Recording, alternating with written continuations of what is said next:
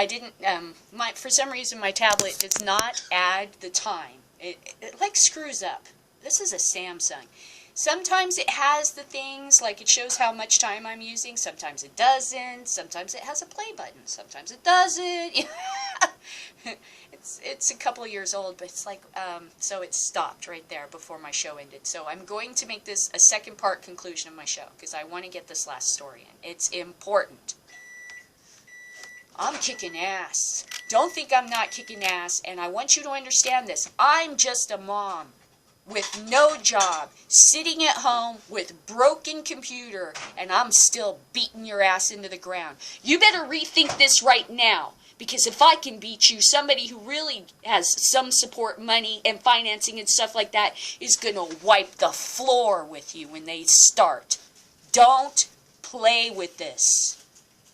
You prohibitionists out there better rethink this, because if I can get you in a headlock, there are people out there that will simply devour you.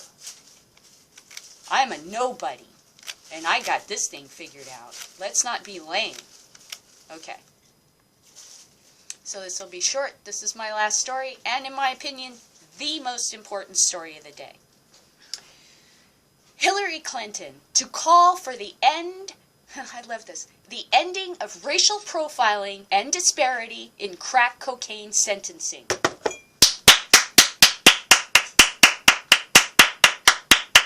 For Hillary Clinton.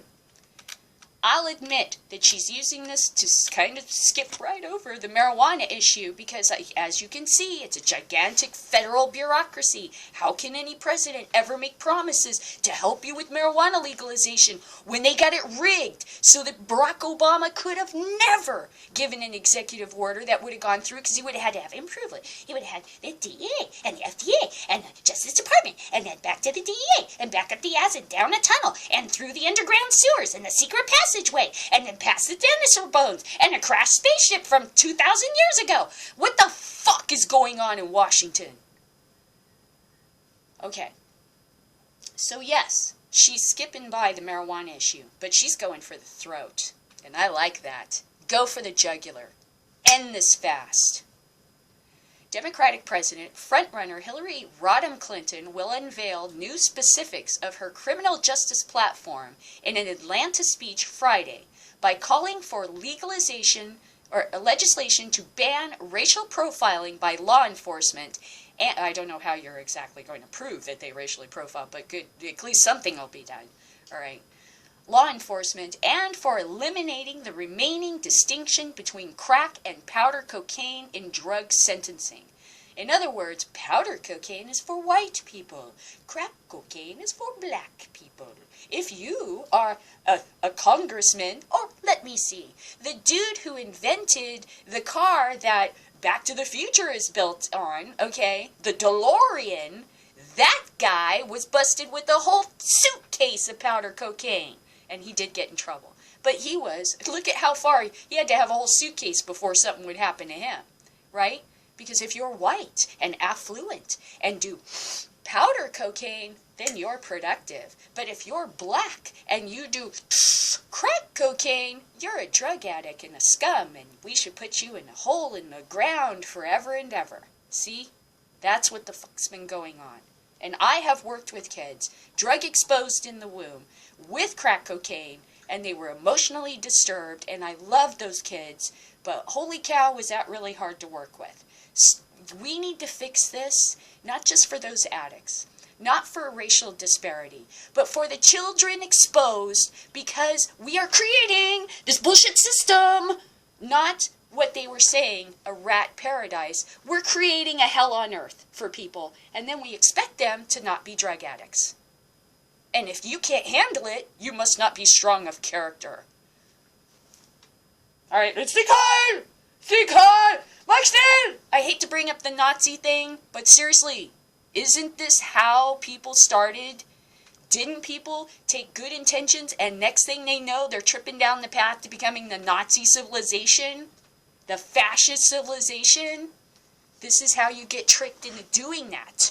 And then your pride's involved, your profession, money, your family's future, your college education. If you want to be able to stay on the right side of the law, And now you're doomed. Now you got 666 carved right on your forehead, and there's no going back. And you just keep telling yourself, no, but this, no. They've been lying to you. They wanted you to support them, so they created this bullshit. Yes, drug addiction is real. They create it. They help to create it. They help to promote it with their actions. The proposals are among the most sought after by criminal justice and civil rights activists, who have long decried both the crack and powder cocaine distinctions and racial profiling in policy. Remember George Bush Sr.?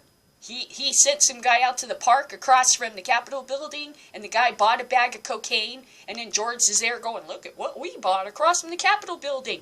Maybe if your system wasn't shit, then maybe that wouldn't be happening. Maybe if you would, regulate and legalize recreational marijuana in Washington, D.C., you wouldn't be able to walk across the mall to buy marijuana, because you would be offering these poor people something less dangerous, because you're obviously not interested in changing the society that actually creates the addicts. I'm coming after you, and it's going to hurt when I get a hold of you. I take this very personally. I will throw myself right on the fucking whirling blades. And the whirling blades will be destroyed. Not me. Trust me. I have resolution and conviction, like our forefathers did, for a fight that is just. Let's see you stick a gun in my face and scare that out of me. Let's see you do that. I'd like to see you try that. I'm an American, buddy. I'll fuck you up. I don't take that shit. Fuck you. Okay. Really makes me angry. This society really, it's so stupid. It's filled with stupid. And then they're going around, why is everything so screwed up? You? You, me, us, we're the reason? Figure it out. It don't take a brain surgery degree to do this. You don't have to be a scientist to figure this out. 2 + 2 = 4. That's it. All right.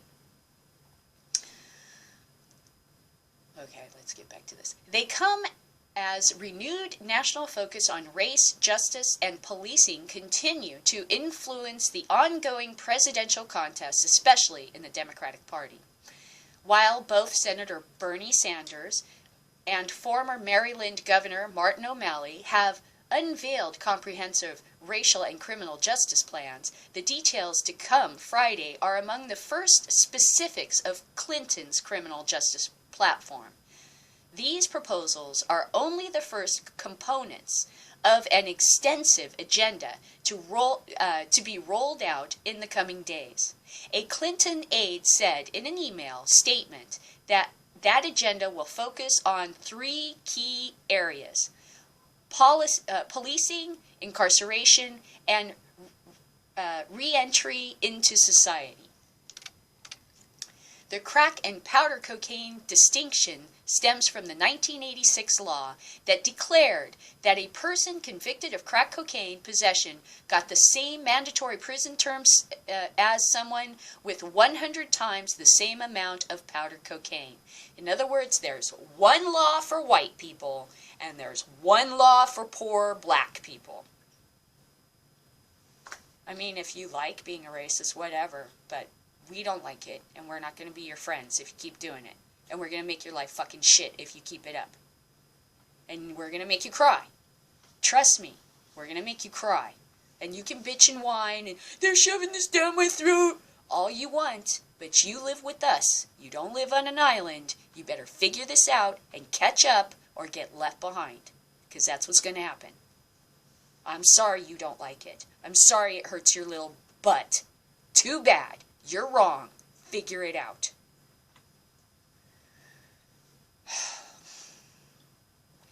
Civil rights groups have long decried the law, arguing that treating crack and powder cocaine definitely, disproportionately, and unfairly impacts African Americans, since 80% of those convicted of crack cocaine possession are black. The Fair Sentencing Act, passed in 2010, narrowed the 1986 law's sentencing ratio to 18. I would like to say 0.1, but it's like 18 something. I don't understand what that. It looks like 18 o'clock to me. I don't know what that means. Clinton will say Friday that as president, she would support legislation, eliminating any distinction between the two forms of the drug, meaning that those sentenced for crimes involving crack cocaine would receive the same sentences as those sentenced for crimes with powder cocaine. In her speech, Clinton also plans to call for the passage of legalization that would end racial profiling by law enforcement, which has been on the legislative wish list on some congressional Democrats for more than a decade. Clinton, who while in the Senate, twice co-sponsored a proposed End Racial Profiling Act, will say that as president, she will again support legalization to prohibit federal, state, and local law enforcement officials from relying on a race to determine whether to investigate people during routine encounters such as traffic stops. You have to pass a law for that. Then racism is criminal. Do you understand? You're a criminal if you behave in this. If you're like scapegoating, if you're like that lazy, well, there's one that's colored, I'll pull him over. If you're that lazy, you're a criminal. You're not a servant of the people. You're a criminal. You're a scum. You're a scum.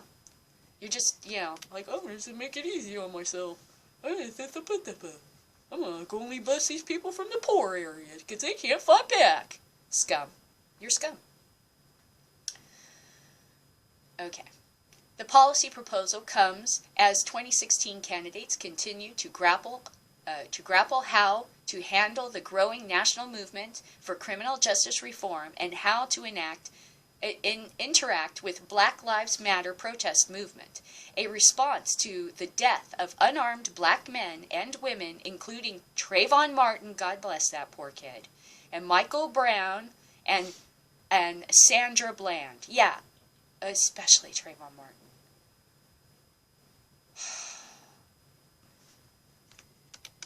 I really don't like that Zimmerman guy, but he's the product of society. He's the product of this society. I'm surprised he's not an addict. He's an addict to guns. That's what he's an addict to. He's an addict to news coverage. He's an addict to look at me, I'm such a hero. That's what he's an addict to. All three Democratic candidates have each held meetings with Black Lives Matter's affiliates, activists, and have vowed during stump speeches and debate performances to prioritize criminal justice issues if elected. O'Malley released a sweeping criminal justice plan in late July that, among other things, calls for the restoration of felon voting rights. That's big. My husband could vote again. Because he made a mistake when he was young, and our family has paid for it ever since. His son, his wife, his whole family has paid for a mistake he made. Okay, that's wrong. I believed in him, and he worked out for me. The rest of society is fucking filled with idiots. They would have just thrown him under the bus. I've even had police officers, I told them, my husband had difficulty. He's a felon. And they're like, you married a felon? And I said, yes. Together we're better people. We helped each other. We helped each other out of our problems.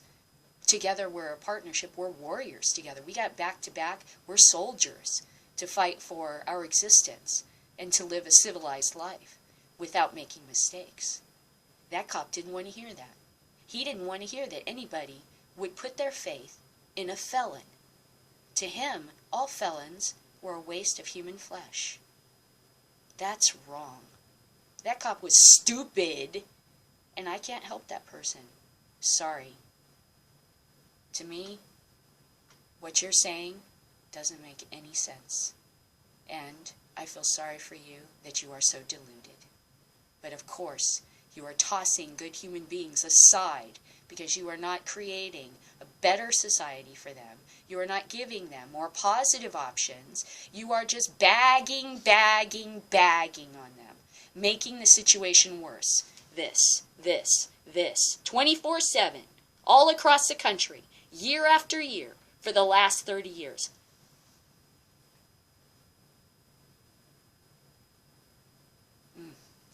Anger. That's a very interesting thing to say, and I agree with it, because you are taking voting rights away from people, aren't you? My husband is not black, but I understand what this means, because we suffer with this too, and it's wrong. O'Malley released a sweeping criminal justice plan in late July that, among other things, called for the restoration of felon voting rights, the elimination of the crack and powder cocaine distinction, and policing reform such as requiring better data reporting and using special prosecutors in use of force cases.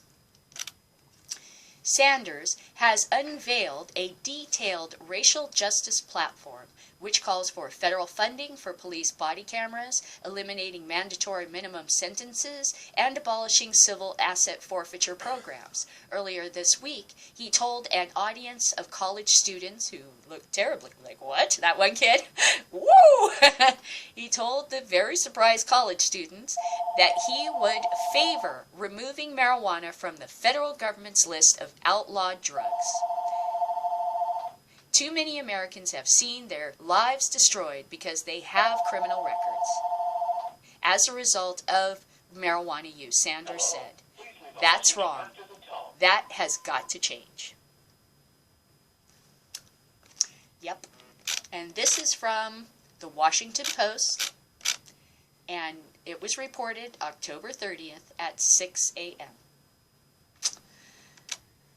Things, they are a-changing. And this is going to be the past. This, I got news for you, all you manufacturers out there that make boots and pants and 511 cargo pants and flak jackets and helmets and knives and tactical knives and, holsters and, let me see, what do we call them? Holsters and pepper spray and all this kind of stuff and battering rams and tanks and all these kinds of fancy things that manufacturers are selling to the police department so that they can conduct these kinds of raids. All right, I have to break this to you. Get ready to gear your business towards someone the fuck else. All right? Because this is going the fuck away. That's my message to you. This is creating a shitty society, not making a better society. Let's see if I can find this image because I think it's powerful.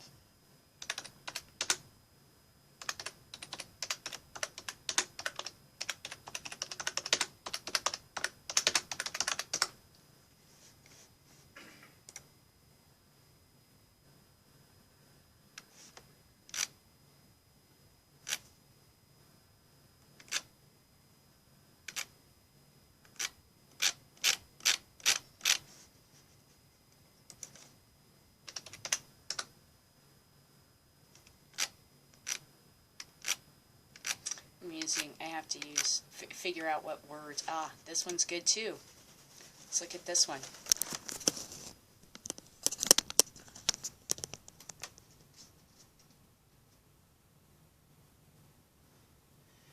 This is what has to stop.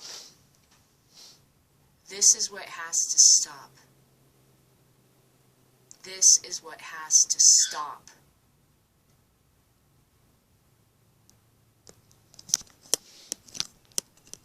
We need to stop rushing into somebody's house and shooting a guy in the face wearing basketball shorts and nothing else. This has to stop. We have to stop some idiot in South Carolina from trying to stop a 19-year-old who's scared and backing up his car, and stop him by shooting him in the back of the head and murdering him. This has to stop. We have to stop pulling over young attractive black women and then forcing them into a coochie search on the side of a public road in the name of the war on drugs. This has to stop. It has to stop. And I'm not done. It has to stop that you impose sanctions against marijuana smokers, like good luck getting a job, good luck holding a job once they find out you use marijuana. This has to stop. This is wrong.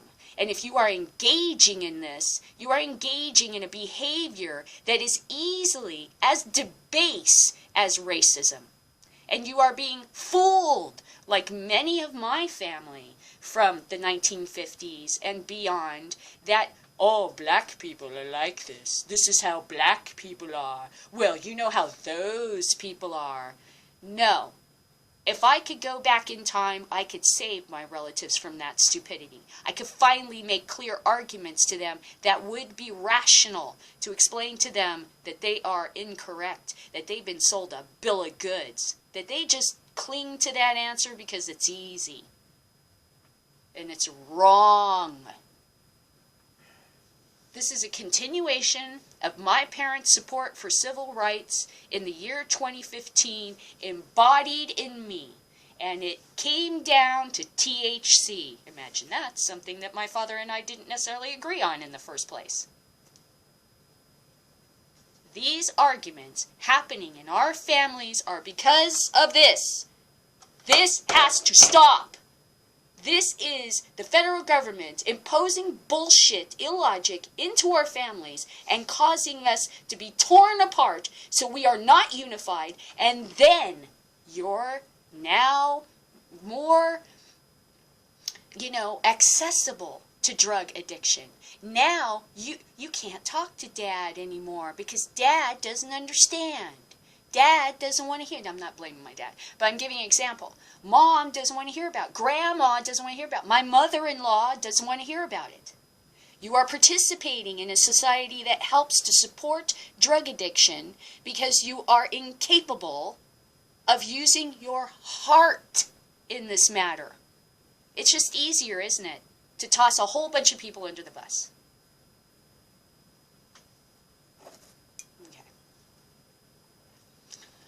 Tomorrow, or Monday, I'm going to be going into the ridiculous threat of Halloween candy possessing marijuana, or MDMA, or anything else ridiculous, because that's ridiculous. I'm sorry. Most parents don't even take their kids to neighborhoods anymore. They take their kids to the mall. So unless the mall is handing out marijuana-laced candy, or pills, I doubt very much that most American children are going to be exposed to that on Halloween. Not unless, there's some creepy cabal that is going to try it, which I doubt. So Monday, my plan is, after Halloween, to talk about all the stories that basically argue that that is a wise tale. It is an urban legend like their spider eggs in bubble yum. Or their spider... Remember women used to have those bouffant hairdos like in the 50s? There used to be an urban legend that spiders would lay eggs in your hair. Urban legends are so fun, but they're not real, and we can't run a government on them, and we certainly cannot send jackbooted police to kill people based on urban legends. Knock it off. I'm not going to let go. I'm going to grab a hold of you, and I'm never, ever going to let go. Not till either you stop or stop existing. Got it? And I'm not alone.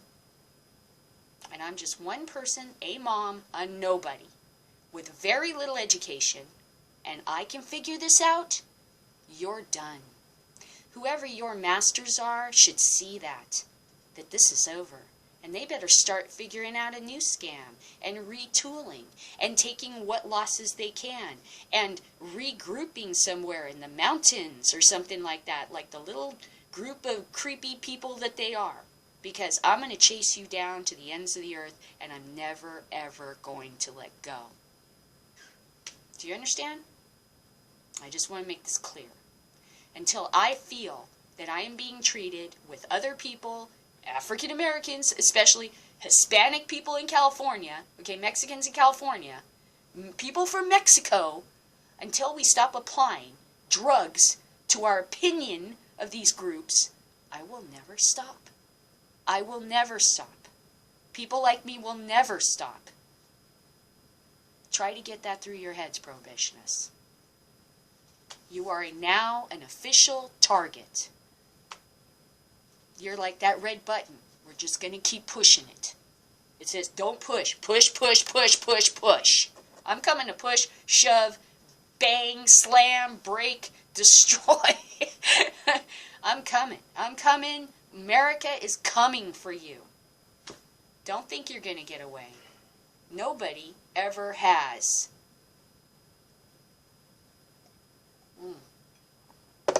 Okay. I'm glad Hillary Clinton has made this change in her policy. I wish she would address marijuana directly, but I think the cocaine issue, honestly, is a bigger issue. I hate to say that about marijuana, but the fact that that is clearly racial bias, actually might help us, because cocaine is also listed as a dangerous drug. Isn't it a Schedule 1 drug? No, I'm sorry, it's Schedule 2. So I think that will also tear apart the whole rationale behind the ridiculous scheduling system. The scheduling system should be taken, wadded in a ball, and thrown in the trash. Just like that idiotic terrorist alert we used to do with the rainbow colors. Remember the food pyramid? Okay, I'm sorry, but the way that we schedule drugs needs to be wadded up, burned, stomped on, and destroyed and buried in the ground. And then pour salt over it so nothing grows. That's what needs to happen. It needs to go the way of the food pyramid, and it needs to go the way of the idiotic terrorist alert system we used to have, which didn't do anybody any flipping good. Okay? That's what I think. The DEA needs to disappear entirely, and those jobs, whatever is left, with regulating the system, needs to be given to guys with ties and clipboards, little bureaucrats that go around and say, okay, well, this is unclean, and you have a leak here, and I'd like to see this changed when I come back, and then I can give your approval. That's what I want to see. Not these guys. Not these guys. This needs to stop. Okay. So sorry my video cut in half there. The camera just does it on its own, and I don't know exactly how long I'm doing this, because it's kind of crappy. All technology seems to be just kind of ditzing out on us lately. I don't know what's going on. You buy things and you're hoping it works now, you know. So I will let you go. Have a good weekend. Remember Freddie Pritchard's show live on Sunday, The Weed King, on YouTube. He does a 4-hour show.